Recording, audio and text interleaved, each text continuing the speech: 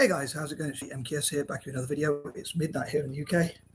I hope you're doing well wherever you are in the world. Thanks for checking out my video, and I hope you enjoy it. I hope you enjoy my videos generally.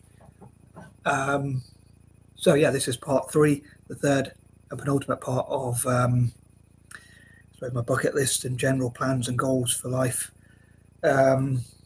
Yeah, I can't really think of much to say in the intro, which is probably for the best because I do waffle, I know. But I'll try and keep it as short and sweet as possible, as I normally do if I can.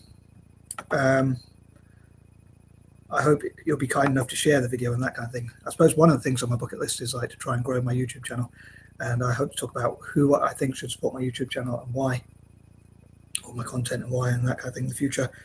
But anyway, here goes. So number 21.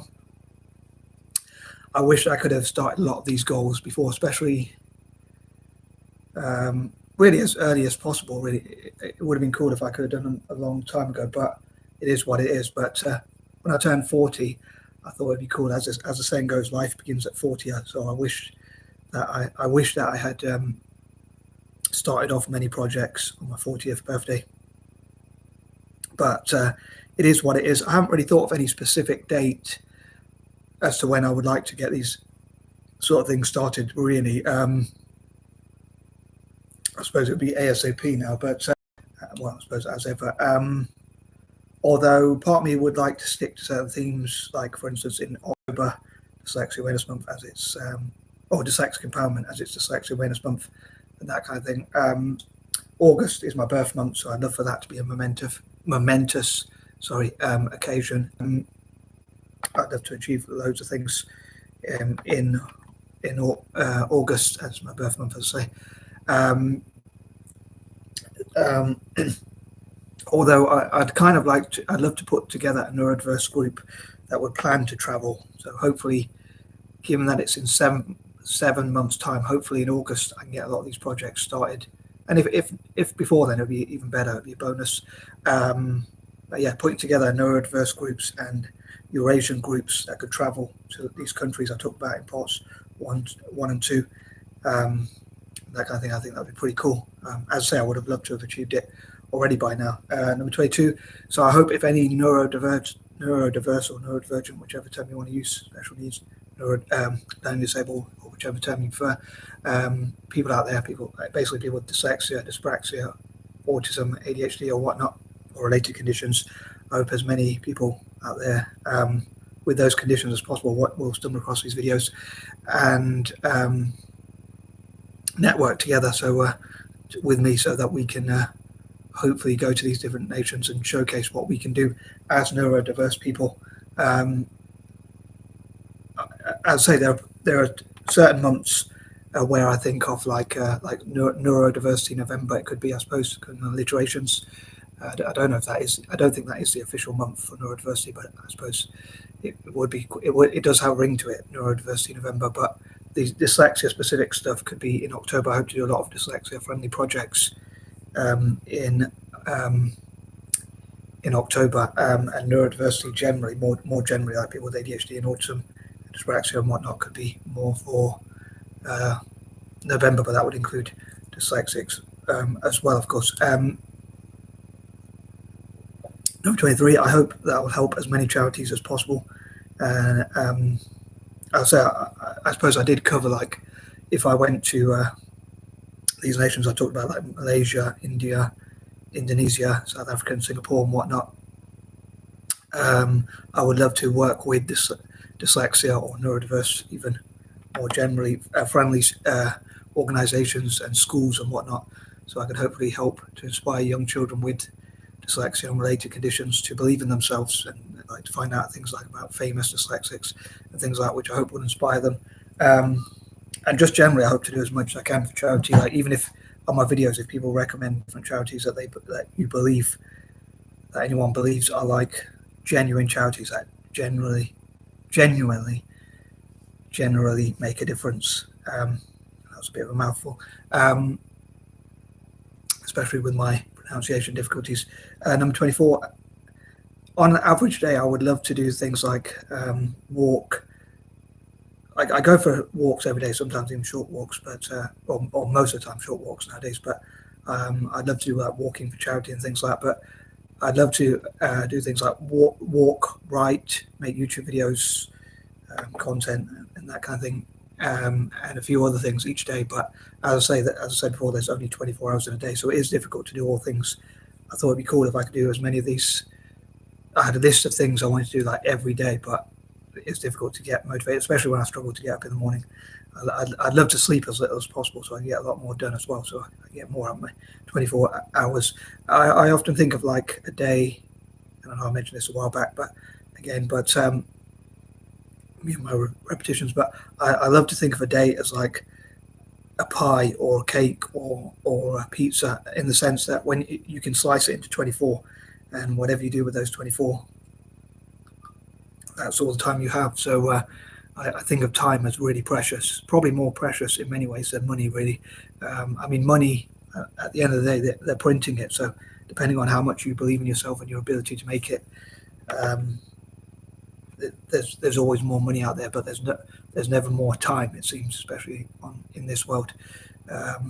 Time is much more finite than money, I suppose. I guess both things are probably finite, but there's much more money than time, I believe. So I'd love to know what your theories on that are.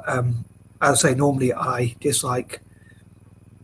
I don't want to hate anyone or anything, but I dislike wasting money, time. Sorry, probably more than I dislike wasting money. But it probably does depend on the duration versus the amount. Like for £1 trillion, if I do something for a second for £1 trillion, it'd definitely be worth it. But or even for a day, I'm sure.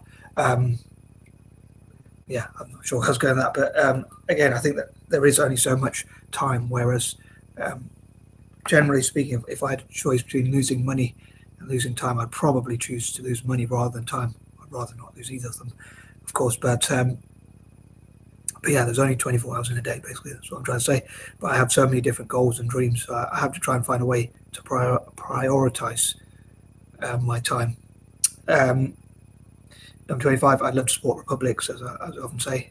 I dream to support Republican nations and visit Republican nations, and even set up a network for republics around the world to sort of network together, like countries like China, India, America, and Ireland, and whatever other republics there are in the world, to come together and sort of trade together and network together and learn from each other and things like that. Number 26, I'd love to support anti-imperialism. I suppose I class myself as an anti-imperialist, a pan-Asianist, a pan-Africanist, and someone who wants to tackle poverty and things like that.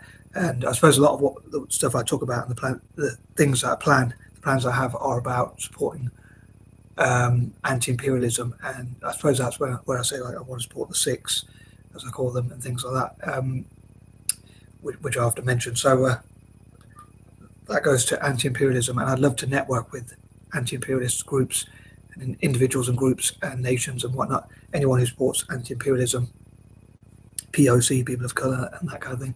And I'd love to make a network of countries that were colonized to sort of see what they can do to work together, given the fact that they were colonized in common. So hopefully that will bring together African and Asian nations to say what they have in common. So they won't be divided, hopefully in the future. As soon as possible, I would love for them to unite.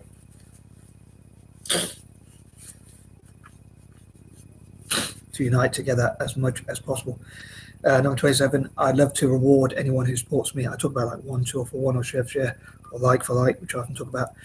And basically that's giving back, so that anyone who supports me, like I say, anyone who helps me to write a line of writing, either on paper or like type up a line of writing or whatnot, and make use of that writing preferably, I hope to share. So like I often say, like, if Muslim individuals, mosques, or Muslim groups help me to write in notebooks and things like that, next to my writing, for each line I get to write, I could share a line of text or a line of basically verses or whatever from the Quran. And the same deal would be for the Bibles with Christian individuals, organizations, churches and whatnot, or any other religious group or poets, artists, writers, business people or whatnot.